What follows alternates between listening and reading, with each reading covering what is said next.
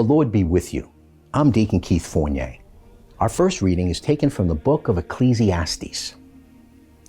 There is a season for everything, a time for every occupation under heaven, a time for giving birth, a time for dying, a time for planting, a time for uprooting what has been planted, a time for killing, a time for healing, a time for knocking down, and a time for building, a time for tears, a time for laughter, a time for mourning, a time for dancing, a time for throwing stones away, a time for gathering them, a time for embracing, a time to refrain from embracing, a time for searching, a time for losing, a time for keeping, a time for discarding, a time for tearing, a time for sowing, a time for keeping silent, a time for speaking, a time for loving, a time for hating, a time for war, a time for peace. What do people gain from the efforts they make? I contemplate the task that God gives humanity to labor at. All that He does is apt for its time.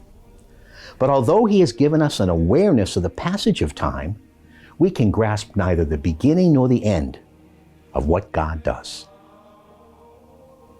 And our response is taken from Psalm 144. Blessed be Yahweh my rock, who trains my hands for war and my fingers for battle. My faithful love, my bastion, my citadel, my Savior. I shelter behind Him, my shield.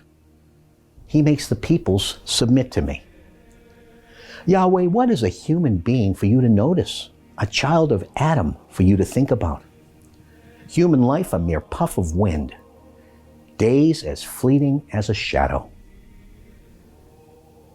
In a reading from the Holy Gospel according to St. Luke. Now it happened that Jesus was praying alone, and His disciples came to Him, and He put this question to them. Who do the crowds say I am? And they answered, some say John the Baptist, others Elijah, others again one of the ancient prophets come back to life.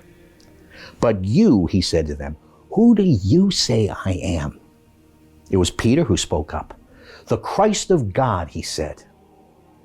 But He gave them strict orders and charged them not to say this to anyone. He said, the Son of Man is destined to suffer grievously, to be rejected by the elders and chief priests and scribes, and to be put to death, and to be raised up on the third day.